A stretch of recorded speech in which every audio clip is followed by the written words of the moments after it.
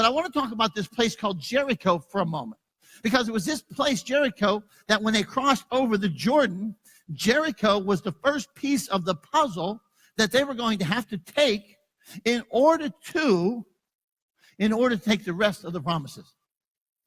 All right, so watch this. So Joshua chapter 6, verse 1. Now Jericho was tightly shut up because of the sons of Israel. No one went out and no one came in. I used to think about this verse and think, man, about how impenetrable it wasn't able to be penetrated and all this. But do you know why it was shut up? Do you know why nobody was going in and nobody was going out? The reason that nobody was going in or going out is because they were afraid of the people of God. Remember what Rahab said? Rahab said, our hearts melted when we heard about you. Our hearts melted. Do you understand something this morning? The place that you think you can't take, that is occupied by the devil, listen, is already afraid of you.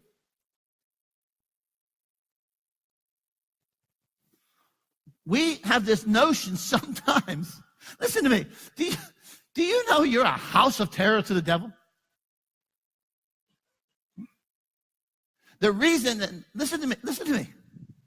I think it's interesting to think about this place, Jericho. Nobody's going in, nobody's going out, because they were afraid of the people of God. Do you know what happens to a city? Do you know what happens to a city when nobody's going in and nobody's going out? Eventually, that city will die. Because its resources are cut off. I've never preached this before. Uh-oh, here we go. Nobody goes in, nobody goes out. There's no resources going in, no resources going out. Eventually, that city dies. Do you understand that the places that are inhabited by evil are afraid of you? And I'm going to tell you something this morning. Listen to me for a moment. I want you to understand something. Those places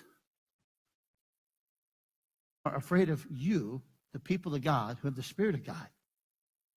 And the only thing that's going to empower them is our fear. I'm not afraid of the gates of hell.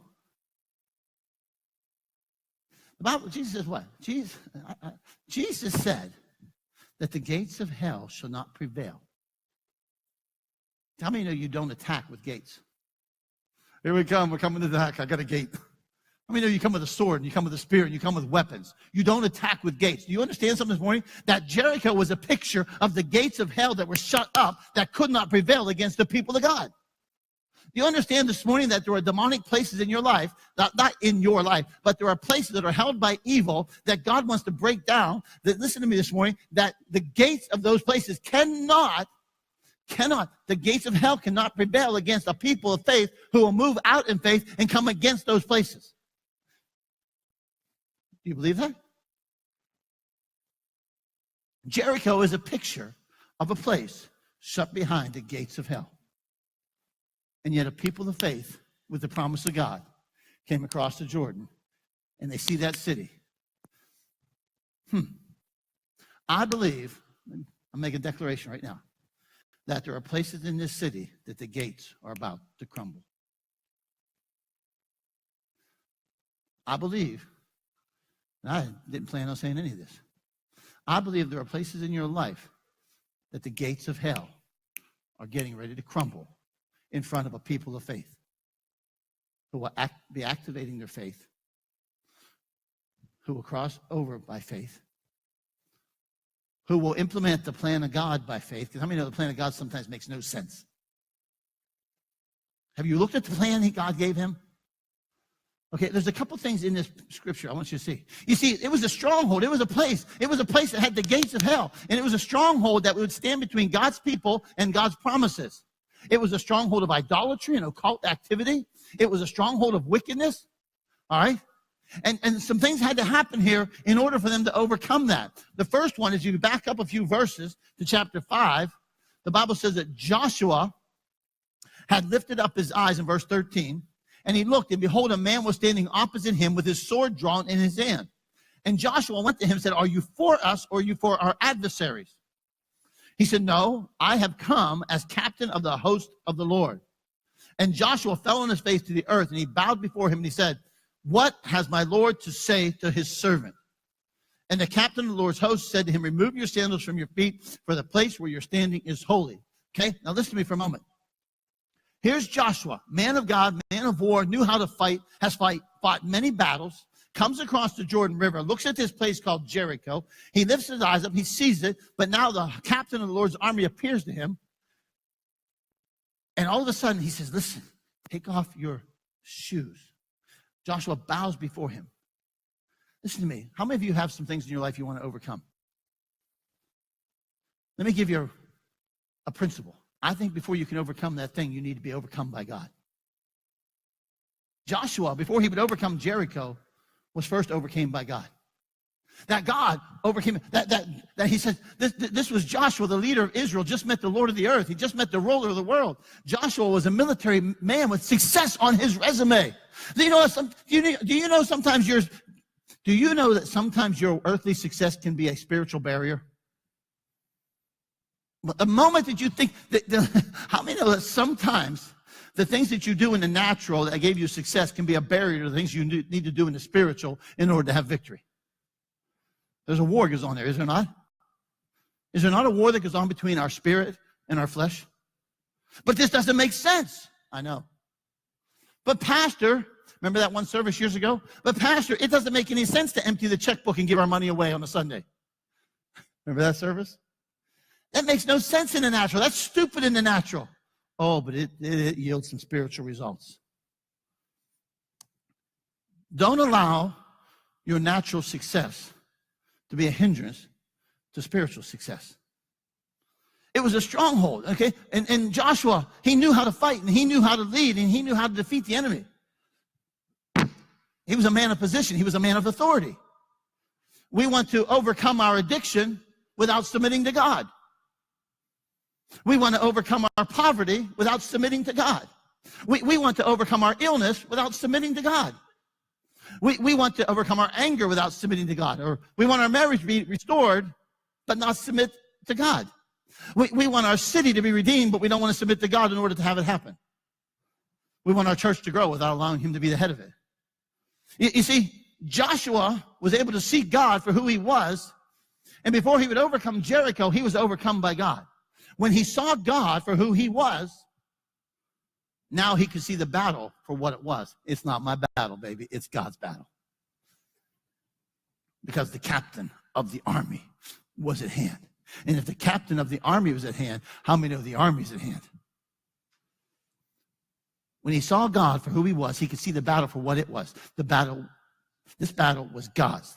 The enemies were God's enemies. And listen to me, long before they were Joshua's enemies, they were God's enemies. Your enemy was God's enemy long before you even existed. The battle isn't flesh and blood, is it?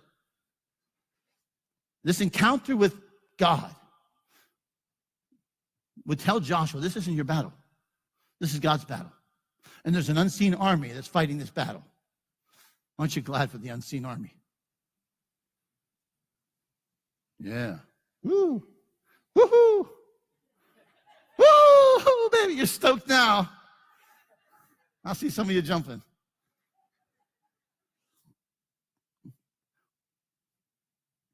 Verse 2 of chapter 6 said what? I've given this to you. I've given Jericho to you. You know why God could give him Jericho? Because it belonged to him. It belonged to God. It didn't belong to Jericho. It didn't belong to those who lived in the land. It belonged to God. That land was usurped by the enemy. It belonged to God. Listen to me this morning. There are some things in your life that you don't have. The reason you don't have them isn't because they were yours. It's because they were God, and the enemy is trying to stop them from God's things from being your things. This was God's city. It was God's possession. It was God's to give. The earth is the Lord's. He's the Lord of the earth. Evil was squatting on what belonged to the people of God. People, I told you this before, I'll tell you again. People say to me, Pastor, would you take the winnings off a lottery? Yep. Oh, yeah. It's 20%, though, remember. Would you take money from this person or that person? Yep. You said, but how do you do that? How do you take that money from, because we don't believe in this, we don't believe in that. How do you do that? It was God's before evil stole it.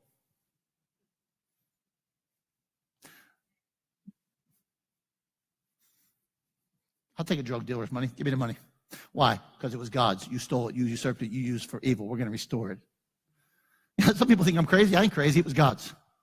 It was God's before it was used for evil. The earth was God's and belonged to God before it got contaminated by sin. The earth was God's, and the things of the earth belong to God. And it's our job to take those things and redeem them for the glory of God.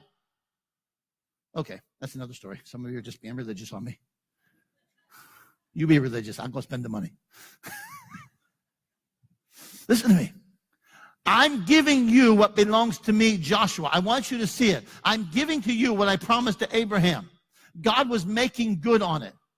Okay? Now, he saw God for who he was. He saw the battle for what it was. It's not my battle. It's God's battle. And now God gives him a strategy that just doesn't make sense, does it? Now, Joshua, this is how we're going to do this. This is how we're going to do this. We're going to do it like this. You're going to take the people, and you're going to march around the city for 6 days, and you're not going to say anything for 6 days.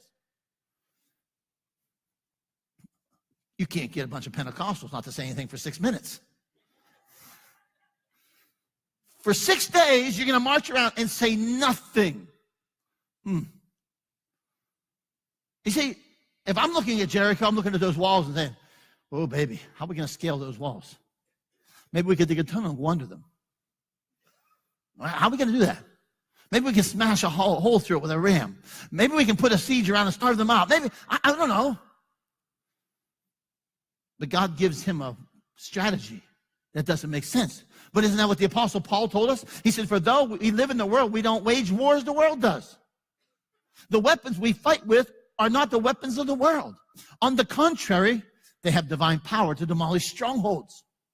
We demolish arguments and every pretense that sets itself up against the knowledge of God. You see, Joshua, you're going to fight this battle, and you're going to know it's me, and we're going to use a method that's not of this world. We're going to use something. We're going to use a spiritual strategy. And so you take this, and you go for 6 days. You take the Ark of the Covenant. You put the priest in front of that. And what? You march around that city for 6 days. Remember what David said to Goliath? You come at me with sword, spear, and javelin. I'm coming to get you with the name of the Lord. Divine weapons have divine power. Earthly weapons have earthly power. The strategy, an armed guard, 7 priests, 7 trumpets. I think that's a weird way to go to battle. I see you're all reading the rest of the story thinking, that's not weird. I read the Bible. It was weird. Okay? 7 priests, 7 trumpets. The Ark of God was being carried. There was a rear guard behind it. They would march around the city for 6 days saying nothing, but they would be blowing the trumpets. All right? And then they would go back to camp. And then they would do it 7 times. On the 7th day, they'd go around the city. And then they would sound the trumpet, and then when they were to shout. Why? All right? They're carrying this ark. How many know what they're carrying is the presence of God around that city? How many know when they're blowing that trumpet, they're announcing judgment is about to come? How many know that the law, which was inside of the law inside of that ark, was judging the sin of that city? All right? The blood and the mercy seat was there. The throne of God was with his people. They were declaring the lordship of God over Jericho. Today, I declare the lordship of Jesus over the city. Come on, priest. Come on, priest. We sometimes are so good at declaring the devil's foothold over our city. Oh, there's nothing good happening. Oh, this, all that. I think it's time for the priest to open up their mouth, blow the trumpet, and declare the lordship of God over the city. Okay? You know what this week is? This week on the 20th, I think it's the 20th and 21st or 21 and 22, it's the Feast of Trumpets on the Jewish calendar. It's the Feast of Trumpets. How many tell you who the trumpet is? You're the trumpet. You're the trumpet of God. It's time to lift up your voice and declare the lordship of God over this city, over your life, over your area. Where they were declaring his lordship over a stronghold that would lay in front of them. They declared his lordship over that promised land. All right, they were going to move by faith, and there was proclamation, there was declaration, there was obedience, there was perseverance. And so I want you to see something. So get this for a moment. And so for 6 days, I don't know about you, but sometimes I get impatient. I know it's hard to imagine.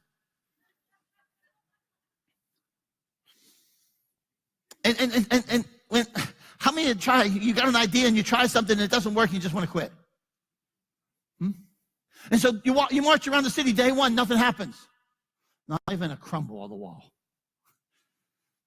Day 2, back to camp. Day 3, back to camp. How many of you might have felt like, I'm going to quit after day 3? How many start exercising on Monday and by Wednesday you're done? Like, I'm going to start on Monday. Thank God it's Wednesday. Right? I'm going to do 40 minutes on the treadmill. Oh, 5 minutes. Got that in. Day 4, day 5, day 6. Back to the camp. 6 laps around. For a season, they worked and nothing happened. Nothing.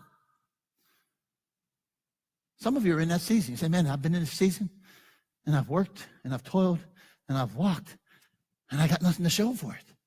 I got nothing to show for it. They would circle, and they were surrounded, and nothing changed. No cracks, no crumbling, nothing. I just got this weird imagination.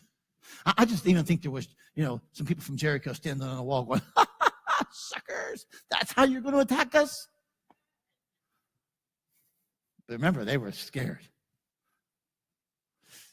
For 6 days, nothing. They didn't say a word. For 6 days, they marched and nothing happened. They blew the trumpet. They carried the ark of God for 6 days.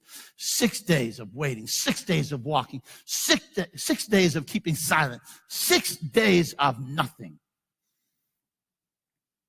And then the 7th day came. And we're going to walk around it 7 times. 7 times around the same mountain, around the same stronghold, the same fortress, the same barrier. How many would say this morning there's a thing that you have walked around many, many times? There's something in your life that here it is again, and I'm walking around it again. Maybe this time I challenge you to walk around it a little differently. Maybe this time I say, let's walk around it declaring the lordship of Jesus. Let's walk around it declaring blowing the trumpet. Let's walk around it as the priests of God that are ushering the presence of God around that situation. 7 times around that same thing. But guess what? The last lap was at hand. The last lap was at hand. There would be no more laps after this one. This was the one when God would suddenly move in their midst. After walking faithfully, after carrying out what God said, after doing it the way God said to do it, after walking with a strategy that didn't make sense in this world, after doing it, finally they're on that last lap. There would be no more laps, and God would suddenly move.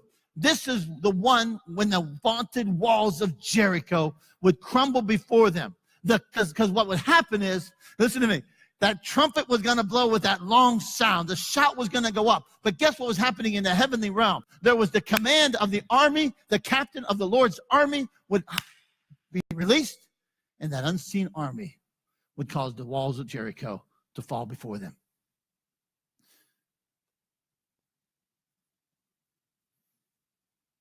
Do you see the unseen army? Do you believe there's an unseen army? The commander-in-chief gave the command. The unseen angelic host would rip those walls down. The enemy would be exposed. The people of God would rush in. The enemy's grip would be destroyed. Listen to me this morning. Do not get weary. I'm here to say to you this morning, do not get weary. Keep circling, but circle with the declaration of God. Circle in faith. Circle with the sound of the trumpet. Circle with the lordship of Him. Circle it with the presence of God. Do not get weary. Do not get weary. Because God's ready to release help from the sanctuary that we talked about earlier. Get ready to sing. Get ready to shout. Get ready to see the enemy exposed and defeated. Listen to me. He should have taken you out a long time ago, but He didn't take you out. And guess what? Since He didn't take you out, you're still going around that thing. Jericho. Let me tell you what Jericho was. And I'll be done in a few minutes. Say, yeah, right. I'm serious. Jericho, and this was a thought that came to me this morning. Jericho was an ancient promise to an earlier generation.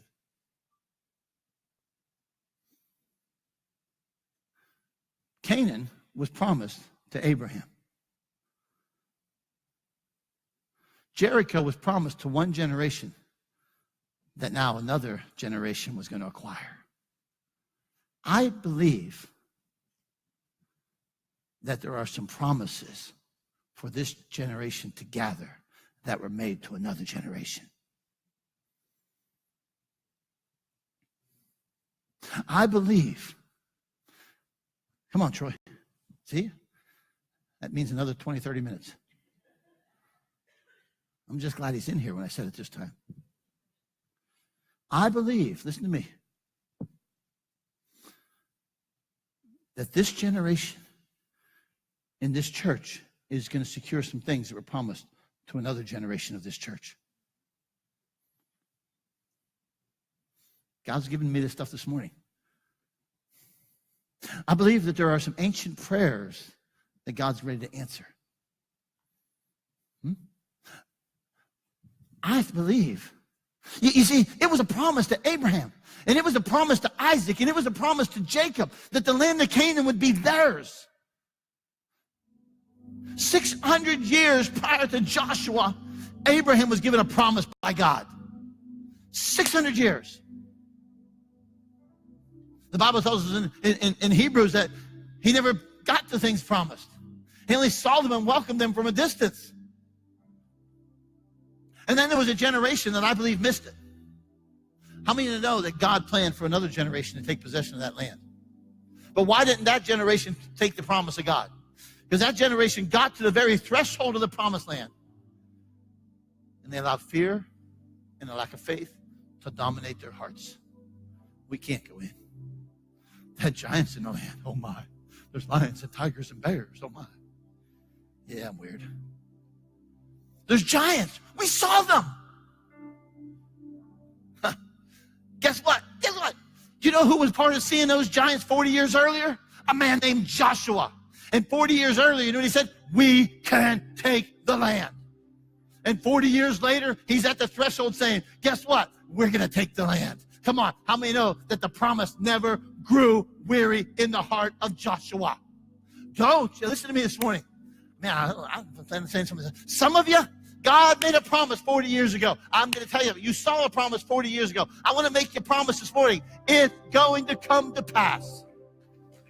Don't be fearful now. Walk in faith. Walk in obedience.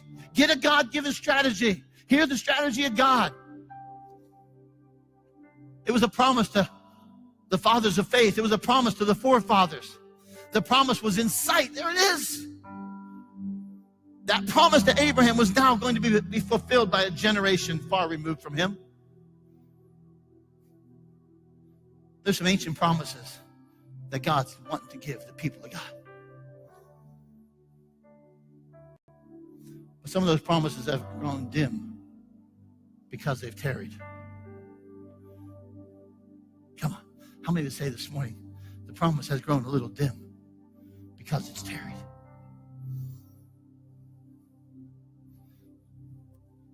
It's grown a little dim because we haven't experienced it.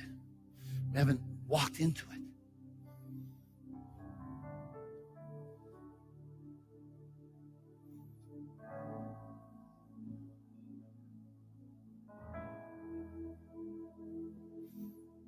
I believe that I believe. You know, I keep seeing people saying, and this is a good thing. How many know? Listen to me. There's lots of people who like to be naysayers about things in the city and the region and so forth. But how many know there's another group of people talking about the buzz in the city? Anybody? Okay, you guys need different friends. You need to read different stuff. There's some good things happening. And there's a buzz. But I'm telling you, it's because I believe that God is getting ready for a generation to secure the promises that he made to another generation. Can you see it? Can you see it? I don't know, maybe I'm weird. I see it for you. I see it for your family. I see it for the church. I see it. I see it. And I speak it and I pronounce it and I declare his lordship over you, your life, this church, this city. I declare it this morning. And I say to you, walk with me, walk with us, walk with others as we walk around that which was promised so that the promise made to a generation 40 years ago is realized today. That a promise that was made 600 years ago. But how does it happen? It happens when we become a people who have been overcome by God. Man, God has just overcome me, overwhelmed me. And everything else bows in comparison. It happens as I'm saying, God, I want to go, and I want to go into this with your thinking and your thought process, your strategy, not the weapons of this world. I want to go into it declaring his lordship. Because you know what happened? At the end of that, when those walls come down, when those walls came down, the people go in and they take the city. There's only one person that could get the glory. God. Joshua, you never lifted a sword. You never lifted a spear. You never lifted a weapon. You never put a hole in the wall. You never did a thing. All you did was obedient to what I said to do. And now I get the glory because it was me that brought it down.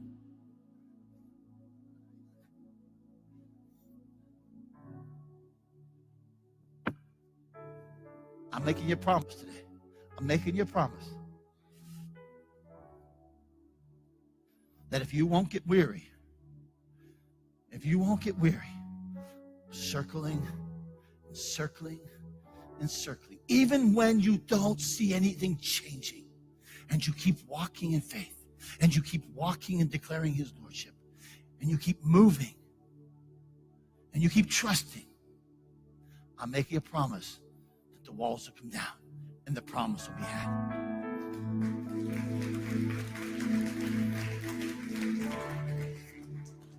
So, Father, in this house this morning, I'm praying for the reminder. First of all, I'm praying for a reminder of ancient promises. Promises that might have been made to a family. Promises that might have been made to a church. Promises that might have been made to a city. And I pray that we would have a remembrance of those things.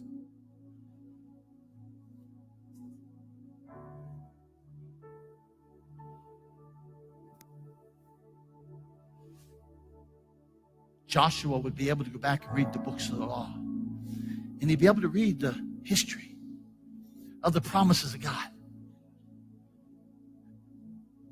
And here he was at this moment, at this threshold, where he could lead a generation into possessing those promises. May we not be like the previous generation, who through fear and the lack of faith were unable to possess and secure that which was promised. May we be a people of faith. May we be a people of obedience. May we be a people of divine strategies. May we be a people that can see Jericho as the place that belongs to you. May we see those things in our life as things that belong to you.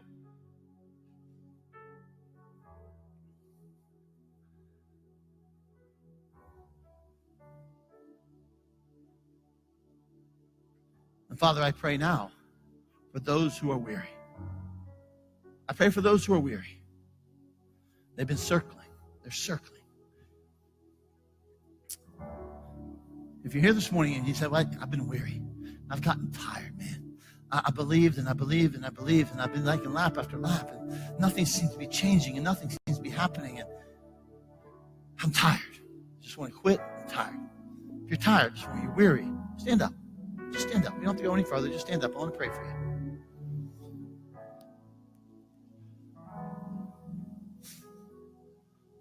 Father, in this house right now, are people standing and saying, you know what? I've been circling this thing. I've been circling this for a while. And I believe that the things that I'm circling, you promised to me. And yet nothing seems to have been changing.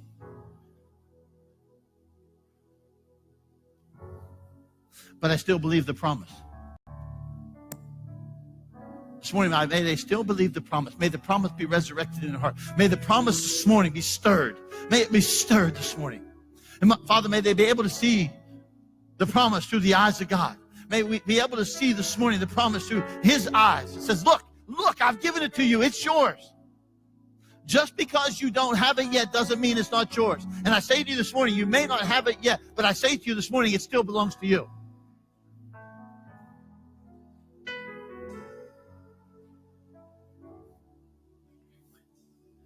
And I say to you this morning, walk blowing the trumpet. Walk blowing the trumpet. Lift up your voice. Sound the alarm. Sound the trumpet. Declare his lordship. Declare his lordship out of lips that flow words of faith. Declare his lordship.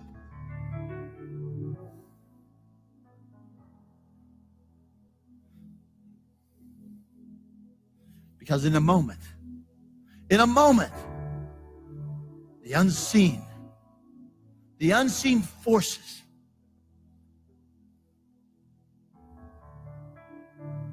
unseen forces of heaven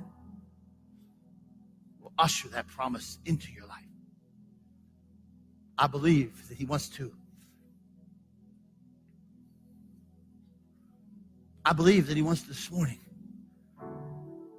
to renew in you a promise, to renew faith in you. I believe this morning that he wants to renew your strength, refresh you. And he says to you this morning, keep walking, keep walking, keep walking. Don't give up. Keep walking. Keep singing.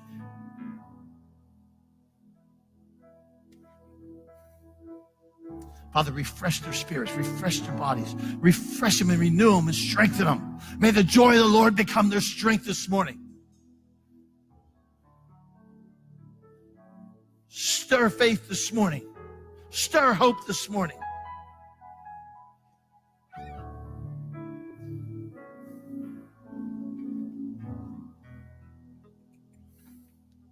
May this be a day.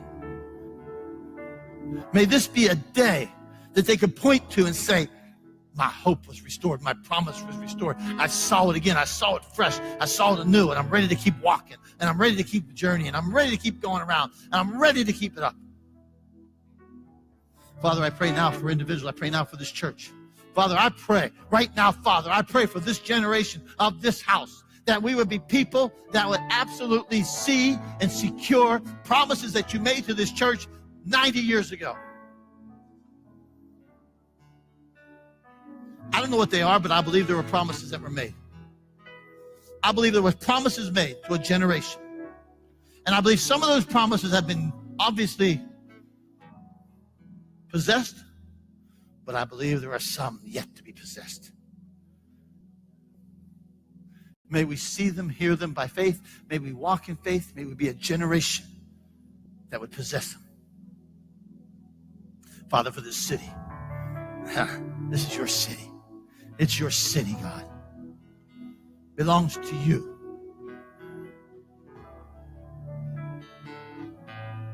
And you didn't send a group of your people to your city to destroy this city like you did Jericho.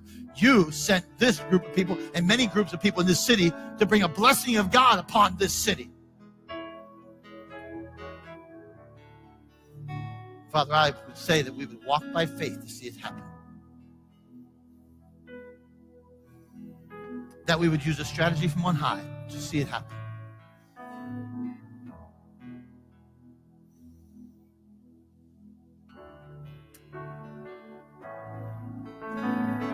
Come on, everybody else join me standing up.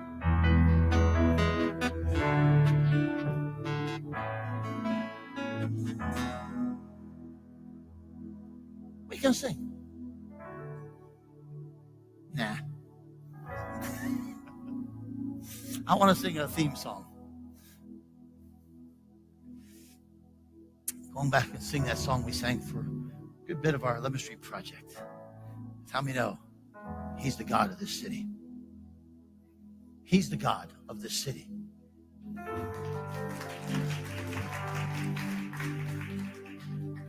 They marched around that city with the Ark of God.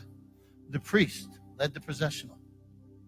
They blew the trumpet, which was an announcement that there's a new king in the land.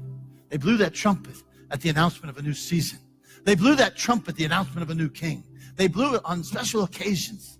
It was the sound of God. Come on, people of God. Release the sound of God. Come on, trumpets of God. Release the sound of God. He's the God of this city. Come on, sing with me as we close. Come on, sing it, Troy.